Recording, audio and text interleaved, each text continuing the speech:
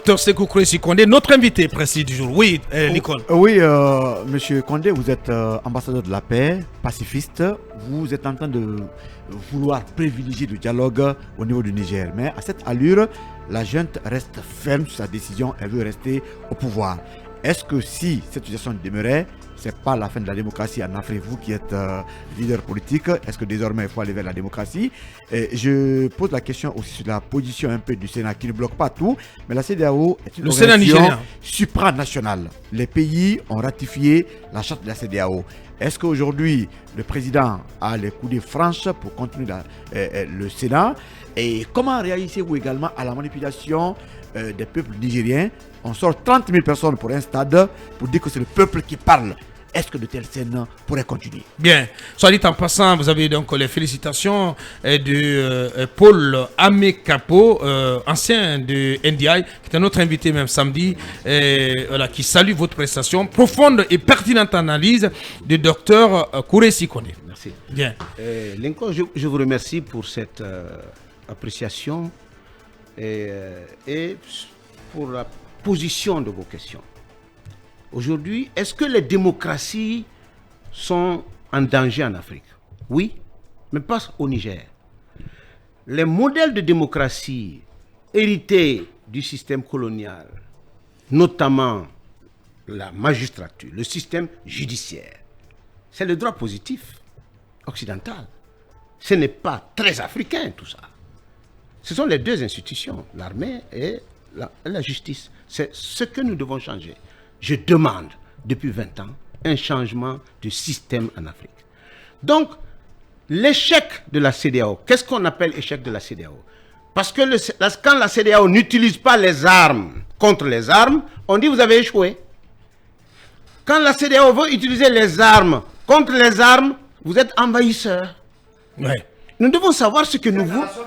Voilà, nous devons savoir ce que nous voulons finalement. Écoutez, le responsable de la garde présidentielle doit changer de position. Il est mécontent, il prend le pouvoir. Ouais. Solidarité oblige, les autres militaires de la sous-région, à part la Guinée. Donc je salue la position de sagesse pour le moment. Ah, même si on a vu quand même, on a entendu le ton du communiqué du CNRD, docteur. Je suis d'accord, et mais quand même, on n'a pas le même ton que le Mali et le Burkina. On n'est pas en déclaration de guerre. La Guinée n'a pas ce droit. Nous avons une tradition de médiation. La Guinée a combattu le colonialisme, mais a obtenu son indépendance dans la négociation. Non, mais quand le CNRD dit qu'une attaque contre une intervention militaire au Niger serait synonyme d'une dislocation de la CEDEAO, vous ne pensez pas que c'est très fort? C'est sagement diplomatique. Oh là là. C'est sagement diplomatique. Le ton n'est pas feutré quand même, docteur. Oui, mais peut-être que c'est plus raisonnable que le Burkina et le Mali qui annoncent les retrait. Absolument. Qu'est-ce que qui a vous même voyez là? commencé à se préparer. Ce que votre collègue a dit, premièrement, la démocratie est déjà en danger en Afrique parce que c'est un système qui n'est pas adapté à nos sociétés et à nos valeurs. Il faut la changer parce que en 64 ans d'indépendance, le nombre de coups d'État, la multiplication, le sort des hauts cadres prouve que le système ne marche pas. Donc qu'est-ce qu'il faut faire désormais? Il faut laisser le champ libre au coup d'État? Premièrement, non, mais pas du tout. Il faut aller... C'est ce qui semble être la donne, la tendance. Il faut aller... Parce que c'est le pouvoir du plus fort, docteur. Permettez-moi de vous interrompre. Il faut aller au système parlementaire intégré.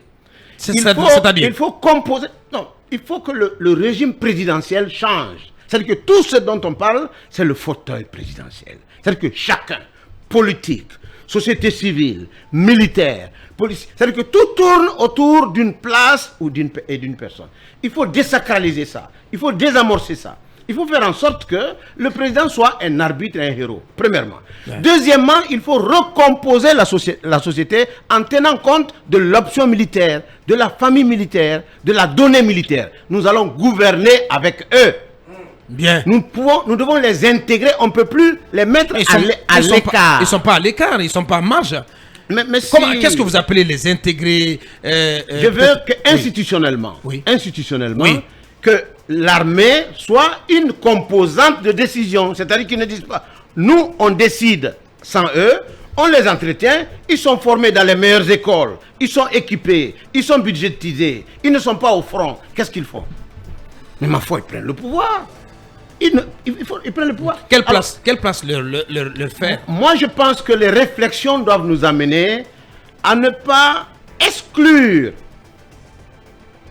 les armées nationales des institutions. Des instances de décision. Des institutions nationales. On va y réfléchir. Très bien. On va y réfléchir, mais il faut quitter le système présidentiel vers le système parlementaire. Parce que le système présidentiel a échoué, premièrement. Deuxièmement, l'élite s'est tue.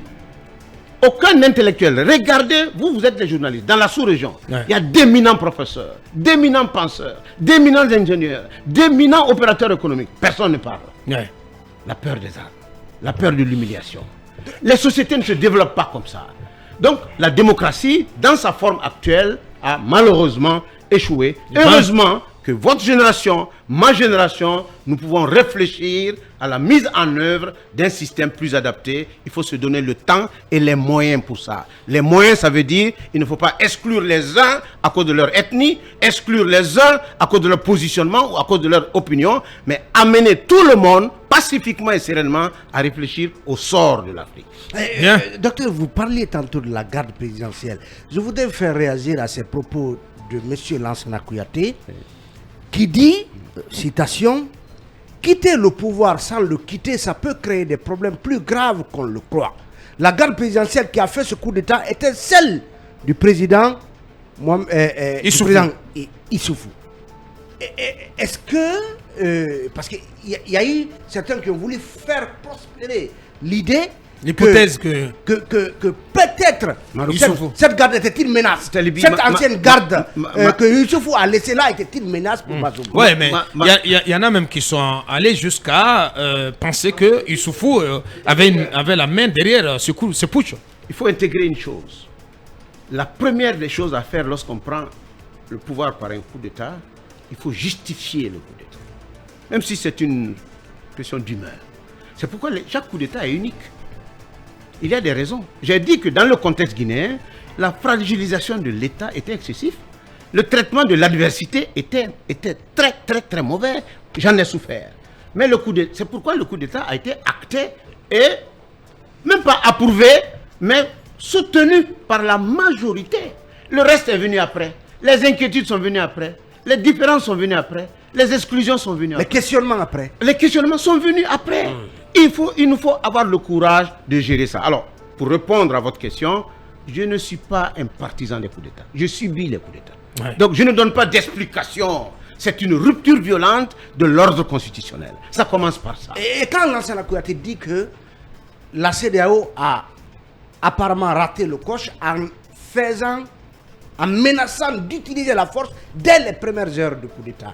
Pour lui, il y a une échelle des procédures à suivre. Moi, je ne vous permettrai pas de faire un procès Lansana Kouyaté. Oui, c'est un peu c'est par rapport à la pertinence des idées. Des hommes politiques, un homme d'État. Il a son point de vue, j'ai les miens. Tout à fait. J'ai mon opinion, il a son point de vue. Non, parce que par exemple, la position du Sénat nigérien, par exemple, rejoint celle de Lansana Kouyaté. Mais la position du Sénat nigérien, c'est sa position également. La position du Sénat nigérien, ce que vous oubliez, est très démocratique. C'est ce que les autres font qui est antidémocratique. C'est-à-dire que lorsque le Parlement est capable de dire au président non, on ne doit pas faire ça, nous devons applaudir ça. Mais finalement, si le président respecte ça, il faut applaudir le président. Oui, mais au final, docteur, cette junte va rester. Mais elle va rester. Et si ce coup d'État prospère, docteur, c'est quand même une menace. Mais c'est clair. Ou si vous voulez, c'est une prime. C'est tout à fait clair. C'est un encouragement ce que nous demandons aux formes de prise de pouvoir par les armes. Ce que nous demandons au président Tiani aujourd'hui, enfin, président, au chef de la junte militaire au pouvoir au Niger aujourd'hui, deux choses. La première des choses, qu'il ne considère pas comme une victoire le fait d'avoir rompu un processus constitutionnel par la force. Qui ne considère pas ça, qu'il nous donne d'autres explications que ça. Premièrement, que le président Tiani accepte de négocier et de rassurer Mais quoi qu'il en soit, il doit démontrer que le Niger ne sera pas comme les autres. S'il ne sait pas le faire, s'il veut faire front commun, tenue commune, veste partagée, mais naturellement, ce n'est même pas la CEDEAO, c'est la communauté internationale plus la CEDEAO qui va le déloger. Bien. Docteur Sékou Kouressi Kondé, notre invité, 2 ou 3 dernières réactions. C'est important de prendre le point de vue aussi de quelques auditeurs avant de poser les dernières questions à Docteur Sékou Kouressi Kondé. Ali Macron, le Smart Boy. Bonjour à Bouakar et à toute l'équipe. On ne peut pas frapper les anciens dignitaires avec le même bâton sous prétexte qu'on veut lutter contre la corruption. Cette idée de lutte contre la corruption, pour séduisante qu'elle soit, ne doit pas s'écarter du principe élémentaire de la présomption d'innocence. Ça, c'est une réponse à Basekou. Allez, poursuit Baouri, sort du boisseau et donne de la voix. Visiblement, ça sent le début d'un divorce avec les coopérants, entre les coopérants et la junte militaire. Et voilà, c'est Ali Macron qui donne son point de vue. Allez, Thierry le Madrilène aussi, qui dit quoi exactement? Ce qui s'est passé à Koya hier est vraiment triste, que l'âme du défunt repose en paix. Cet autre aussi, c'est Kaoudjaka, excellent photographe. Bonjour à Bakar, à toute l'équipe. Dites à Basekou, c'est bien de geler les comptes des anciens dignitaires, mais la logique voudrait que la junte et tout le gouvernement présentent leurs biens avant de prendre fonction. Concernant le nouveau front des leaders pro-CNRD de M. Baouri, Kouyaté, Faya et Ousmane Kaba, ils ont même retardé de mettre en place, c'était prévisible depuis très longtemps. Allez, et le dernier, c'est bien Général Bailo, dont je vais retrouver le message, qui nous a écrit aussi, depuis la Tanzanie, nous dit-il, un Africain qui croit que la France est son problème et qui croit que la situation, la solution c'est la Russie, il n'a pas un problème. Et il est le problème lui-même. La Russie ne peut rien apporter à l'Afrique. La CEDEAO se trouve face à son destin. Soit elle réussit au Niger ou on ne parle plus d'elle, tout simplement. Oui, c'est d'ailleurs une très belle question. Hein. Soit elle réussit ou bien la CEDEAO disparaît au Niger. Docteur Kouressi, l'autre question aussi, vous avez parlé de cycle tout à l'heure. Est-ce que dans votre schéma, vous avez la probabilité que c'est aussi le cycle des rébellions qui peut revenir dans la mesure où justement le Niger passe et que les autres présidents civils sont sur un siège éjectable et imaginons qu'ils arrivent à être tous renversés, que c'est des militaires qui s'installent. Ça veut dire que dans les partis politiques, l'option ce n'est plus les élections, ce n'est plus la démocratie. Ce n'est plus la démocratie.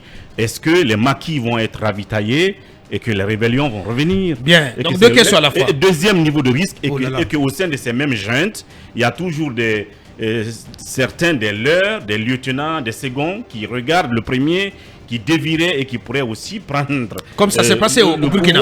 Ouais. Et donc 2 niveaux d'instabilité, rébellion et coup d'État au sein des coups d'État. Bien.